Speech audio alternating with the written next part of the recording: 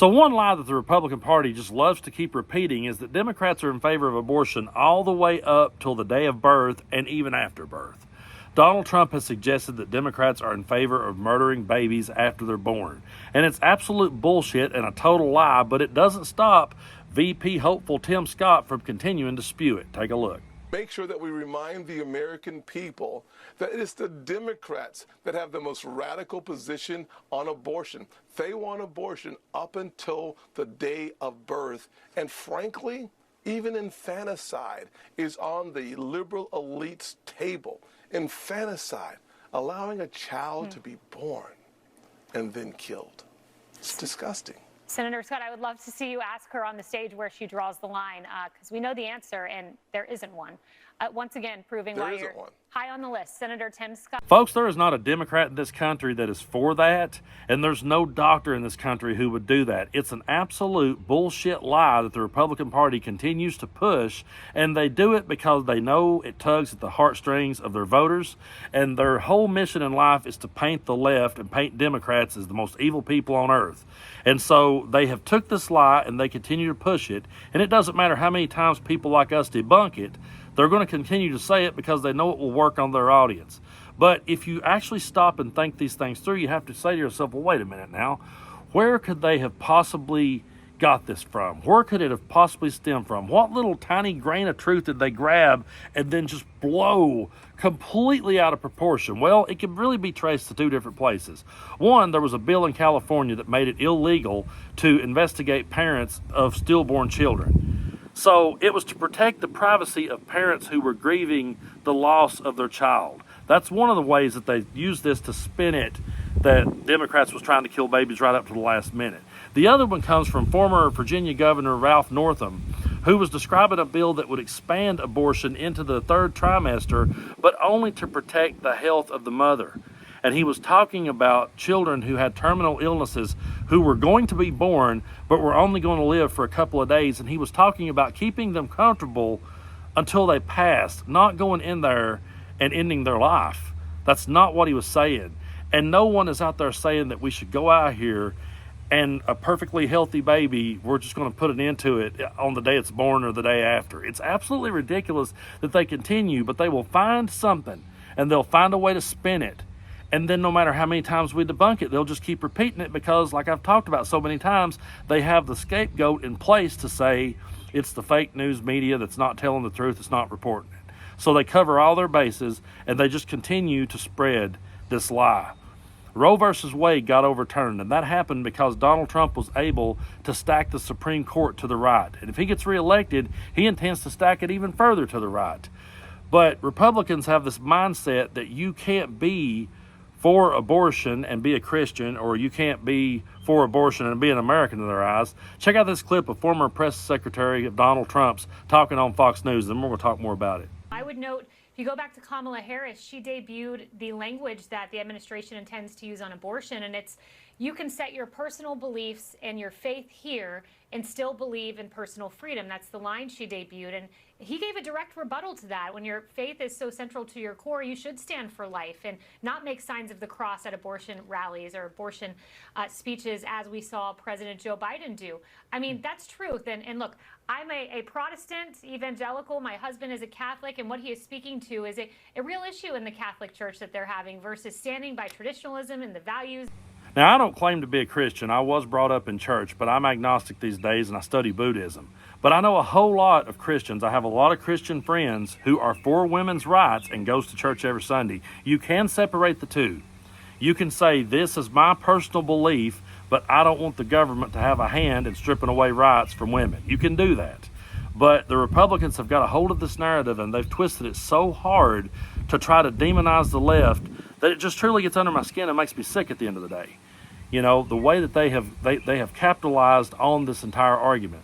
If they want to sit there and say that you can't be a Christian and support abortion, well, I could make the same argument that you can't be a Christian and support Donald Trump, because I've read and studied the Bible my entire life, and I still do.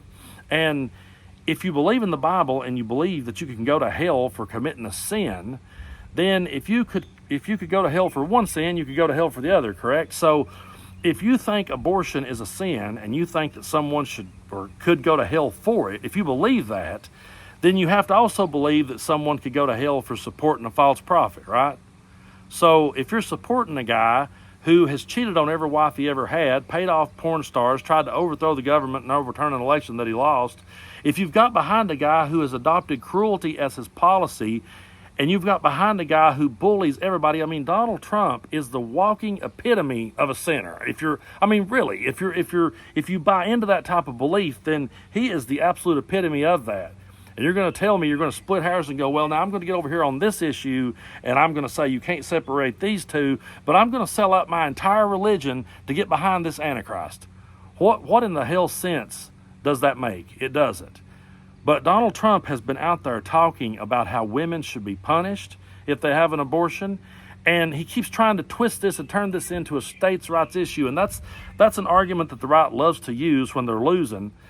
This is not a states' rights issue. This is a women's rights issue, and we have to keep our eye on the ball as we go into this election come November. So I want you guys to watch this next clip of Vice President Kamala Harris, because I think we need to watch this every day till the election. In his campaign in 2016, Donald Trump said women should be punished for seeking an abortion. Don't forget that. He said women should be punished.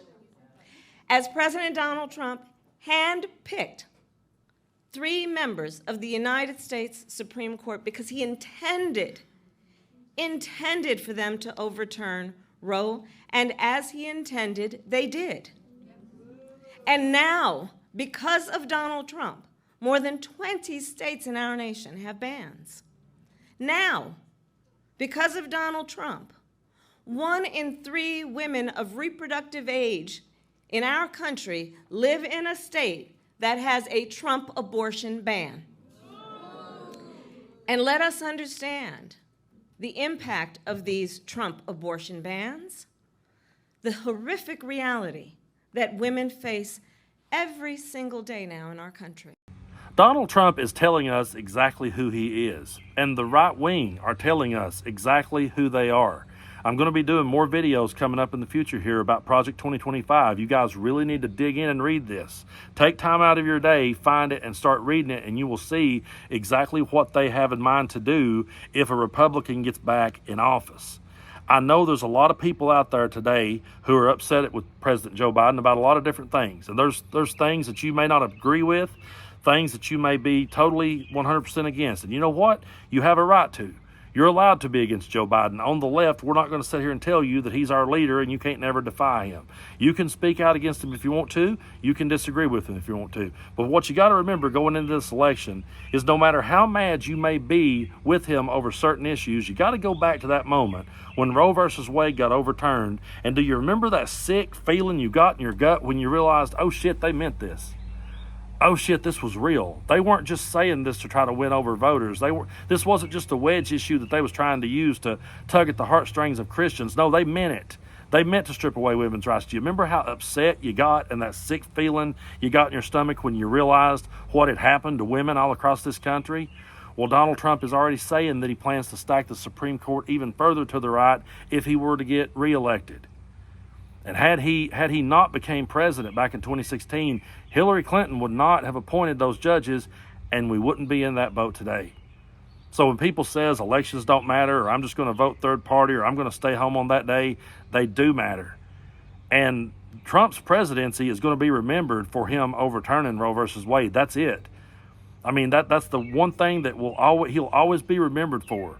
And they want to take it a step further, and they want to continue to strip rights away from women. And they're going to keep pushing their agenda, which is basically a white man's agenda. I hate to put it that brutally blunt, but that's just the truth of it. If you don't look like them, sound like them, and believe in the same God as them, they are going to show you the door. So you really need to start paying attention to what's going on out there in the world and what it is they're planning to do, and realize that guys like me is not sitting here trying to spread hyperbole. I don't want to be that guy. I don't want to be the guy sitting here just trying to get you scared of something. But I want to be the guy that helps you to wake up to what's going on around you and go, wait a minute, hold on. And it's happened to me before myself. There have been times that I've had to say, you know what? This guy over here is right about this. I really need to rethink this one. Again, if you're upset with Joe Biden over Israel and Palestine, I get it. Totally 100%. You have every right to be upset with him if you want to. But you got to ask yourself what's going to continue to happen here at home if the reins is handed back over to Donald Trump. We can continue to grow as a country, and we can continue to face the issues at hand. There's a lot about the left that I would like to see different. I would like to see the left lean further to the left. I would like to see the left embrace that even harder across the board. I would love to see it. But right now we got to keep our eye on the ball. And we got to realize that if we vote for Joe Biden, at least we'll have the opportunity to vote again later. At least we'll have the opportunity to make those changes later. Can you honestly say in your gut that we'll ever have those opportunities again if we turn the reins of power back over to Donald Trump? That's what we really need to think about going into this election.